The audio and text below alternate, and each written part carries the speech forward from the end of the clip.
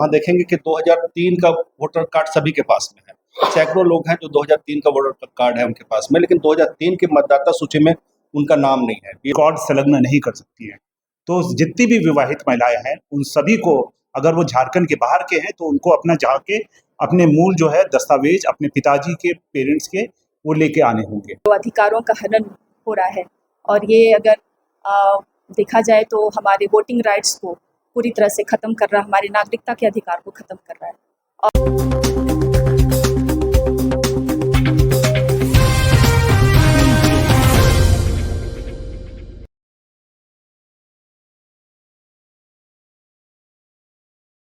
मोदी सरकार का वोट चोरी का षड्यंत्र, ये वोट चोरी का षड्यंत्र है, हम ऐसा मानते हैं और इसलिए हम बोलते हैं कि समझे, सतर्क हो, संगठित हो और विरोध। महासभा की ओर से जोहार। और आज चूँकि हम लोग SIR के खतरे को देखते हुए उस पर विचार और चर्चा करने के लिए हैं। और अभी अगर देखा जाए तो ये जगह ही को अगर हम याद करते हैं कि महासभा का गठन जो 2018 में हुआ इसी जगह पे बगीचा में, वो इसी बात को ध्यान में रखते हुए हुआ कि हम लोकतंत्र को कैसे बचाएं, क्योंकि लोकतंत्र खतरे में, और संवैधानिक मूल्यों को भी कैसे बचाएं। तो उस समय से जो एक अभी देश की स्थिति को अगर हम लोग देखें तो किस तरह से लोकतंत्र की हत्या हो रही है, वो दिन पर दिन हम लोग कई तरह के नए नए नमूनों से देख सकते हैं। और जिसमें कि एक SIR किस तरह से हमारे जो अधिकारों का हनन हो रहा है और ये अगर देखा जाए तो हमारे वोटिंग राइट्स को पूरी तरह से ख़त्म कर रहा है, हमारी नागरिकता के अधिकार को ख़त्म कर रहा है। और उसी को अगर हम लोग आज और विस्तृत रूप से गहराई से समझने के लिए यहाँ चर्चा कर रहे हैं। और अगर देखा जाए तो परागला जी हमारे बीच में हैं और उनके ही शब्दों में अगर देखें तो ये एक तरह से हमारा ब्लडलेस पॉलिटिकल जेनोसाइड का एक उन्होंने नाम दिया है, जो कि सच में देखा जाए तो अपने आप में ही बहुत पूरी बातों को एक मजबूती से प्रदर्शित करता है। और ये ज़रूरी है कि हम इसे अपने झारखंड के कॉन्टेक्स्ट में भी समझें कि कैसे ये खतरा पूरे देश के लिए सिर्फ नहीं, हमारे अपने राज्य के लिए भी किस तरह से भी होने वाला है। क्योंकि अन्य राज्य जहाँ पे ऑलरेडी SIR हो चुके हैं, वहाँ के खतरों से हम लोग को सीख लेने की भी ज़रूरत है और एकजुट होने की भी ज़रूरत है।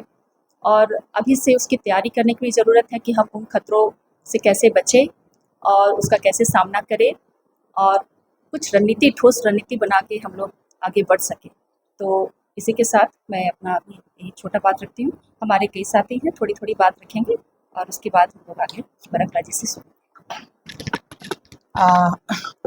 झारखंड में जो SIR के मसले हैं, इस मसले पर अभी जो जन संगठन और जन आंदोलन, ये दो आंदोलन के अंदर में एक चिंतन का विषय बना हुआ है। इसलिए कि झारखंड जो है विस्थापन, माइग्रेशन का सबसे बड़ा जगह है और इसके कारण जो SIR के स्वरूप हमने बिहार में देखा, अन्य प्रदेशों में देखा, उससे कहीं ज़्यादा खतरा हमें झारखंड में दिख रहा है।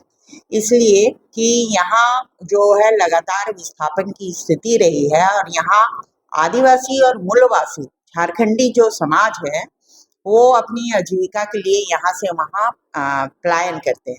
ऐसी स्थिति में SIR को लेकर जो सेंट्रल गवर्नमेंट ने जो रणनीति बनाई है वो कहीं से भी झारखंडी हित के लिए नहीं दिख रहा है हमें। तो ये झारखंडी हित नहीं है, तब हमारे लिए कॉन्शियस बनता है कि हम उसको किस तरीके से अपने सवालों को केंद्र सरकार और राज्य सरकार के बीच में अवगत करें और नागरिक संगठनों के साथ, जन आंदोलन और जन संगठनों के साथ साथ जो महिलाएं हैं, जो महिलाएं के बीच में जो बंगाल के अंदर में जो मसला खड़ा हुआ था और चीजें सुप्रीम कोर्ट तक गई, तो ये महिलाओं के लिए भी बहुत चिंता का विषय बन गया है कि जो नाम और सरनेम की जो पॉलिटिक्स केंद्र सरकार ने की है और उसमें कई महिलाओं को उनकी नागरिकता और वोटिंग राइट से अलग किया, वो हमारी आधी आबादी के लिए सबसे बड़ा चैलेंजिंग का मसला है और ये आधी आबादी के लिए चिंतन का भी मसला बनता है। तो हमें लगता है कि इसी चिंतन को लेकर आज जो हम यहाँ प्रेस कॉन्फ्रेंस कर रहे हैं एसआईआर पर, तो उसके कई आयाम है, जिसके एक आयाम हम बता रहे हैं झारखंडी आदिवासी विस्थापन और महिलाओं का जो मसला है वो हमारे लिए एक चुनौती के रूप में हम देखते हैं। मेरे साथियों ने जो बातें बताई, हम सारे लोग बहुत चिंतित हैं इसके लिए। पिछले कुछ दिनों पहले मैं बंगाल में था। बंगाल के साथियों से जानकारी मिली कि वहाँ पे लगभग 91 लाख लोगों का नाम काट दिया गया और उसमें ऐसे लोगों को नाम काटा गया जिनके घर में 6 बच्चे थे, उनका नाम काट दिया गया। वहाँ पे जिनका 2002 में मतदाता सूची में नाम नहीं, वोटर कार्ड था लेकिन मतदाता सूची में नाम नहीं था, तो वोट दिया भी था, उसके बाद भी काट दिया गया। तो झारखंड में तो अभी मतलब प्री एसआईआर हो रहा है। तो झारखंड में जो हम लोग को जानकारी मिल रही है, अभी लातेहार जिला के मनिका विधानसभा के बकुरिया गांव है, वहाँ देखेंगे कि 2003 का वोटर कार्ड सभी के पास में है। सैकड़ों लोग हैं जो 2003 का वोटर कार्ड है उनके पास में, लेकिन 2003 के मतदाता सूची में उनका नाम नहीं है। बीएलओ के पास में उनका मतदाता सूची में नाम नहीं है। तो क्या ऐसे लोगों का नाम झारखंड में बिखर जाएगा? ये बड़ा चिंतनीय विषय है। और इसी तरह धनबाद की बात करें तो धनबाद में कई बूथों पर 2003 का मतदाता सूची अवेलेबल ही नहीं है, तो वहाँ पे बीएलओ एसआईआर प्री एसआईआर कैसे करेंगे? तो हम लोग ये मांग कर रहे हैं, हम लोग कोशिश भी कर रहे हैं कि झारखंड में एसआईआर के को लेकर के एक भी जेन्युइन मतदाता का नाम मतदाता सूची से ना कटे, इसकी हम लोग की कोशिश है। और लगातार इसके लिए हम लोग अवेयरनेस का प्रोग्राम चला रहे हैं और जो भी कमियां खामियां हैं चुनाव आयोग के साथ हम लोग बैठकर बात करेंगे और यही कहेंगे कि एक भी एसआईआर में जेन्युइन लोगों का नाम नहीं कटे, और इसके लिए हम लोग मंथन कर रहे हैं। समय में लोकतंत्र बचाओ अभियान ने 2024-2025 में जो विधानसभा लोकसभा का जो कार्य हुआ उसमें भी हमने एक भूमिका निभाई है, और उसमें हम मानते हैं कि लोगों के जो वोट के अधिकार है और पूरा जो लोकतंत्र बचाने का जो एक कैंपेन है उसको जिंदा रखना है। उसमें आवाम अगर सामने नहीं आएगी तो फिर एक तरह से जो पॉलिटिकल पार्टीज भी हैं वो भी अपना दायित्व ठीक से नहीं निभा पा रही है, विपक्ष की पार्टियां भी नहीं निभा पा रही हैं, और इसलिए जनता को सामने आना बहुत ज़रूरी है। एसआईआर को लेकर एक तो ये व्यापक चर्चा हुआ है सुप्रीम कोर्ट में।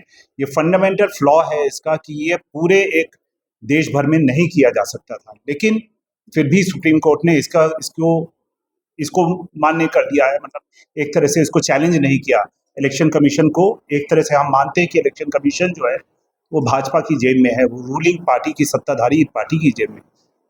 एसआईआर में महिलाओं को, पुरुषों को तो अपने पिताजी और पेरेंट्स का देना ही है, महिलाओं को भी अपने पेरेंट्स का ही देना है। वो अपने पति का जो है उसमें जो रिकॉर्ड संलग्न नहीं कर सकती हैं। तो जितनी भी विवाहित महिलाएं हैं उन सभी को, अगर वो झारखंड के बाहर के हैं तो उनको अपना जाके अपने मूल जो है दस्तावेज अपने पिताजी के, पेरेंट्स के, वो लेके आने होंगे, तभी उनका नाम उसमें सुनिश्चित होगा। और तब हमने ये देखा है कि हर जगह पे जो वोटर लिस्ट में जो जेंडर रेशो था वो एकदम ही घट गया है। बिहार में हुआ और अभी गुजरात, बंगाल, जितनी भी जगह पे 12 राज्यों में हुआ, वहाँ पे ये देखा गया। आधार को लेकर एक आधार मान्य है कि नहीं, इसको लेके बात उठी, तो आधार को वो जो आधार जो 90% लोगों के पास है उसको भी वो पूरे एक डॉक्यूमेंट के रूप में नहीं मान रहे हैं, और आधार के साथ कोई एक दूसरा डॉक्यूमेंट मांग रहे हैं। और बंगाल में उन्होंने क्या किया, एक एआई मतलब कंप्यूटर जनित जो है सर्च इंजन के थ्रू, एक सॉफ्टवेयर के थ्रू उन्होंने, एक तो सॉफ्टवेयर उन्होंने हटा दिया कि डुप्लीकेट वोटर्स को वाला सॉफ्टवेयर अभी इस्तेमाल नहीं कर रहे हैं, लेकिन एआई एक तरह का मतलब एक सॉफ्टवेयर यूज कर रहे हैं जिसमें वो लॉजिकल डिस्क्रिपेंसी खोज रहा है। और लॉजिकल डिस्क्रिपेंसी ये है कि 50 साल के पिता का क्या एक 15 साल का बेटा हो सकता है? तो अगर 50 साल का पिता है और बेटा 15 साल का है तो उनको लॉजिकल डिस्क्रिपेंसी में डाल दिया।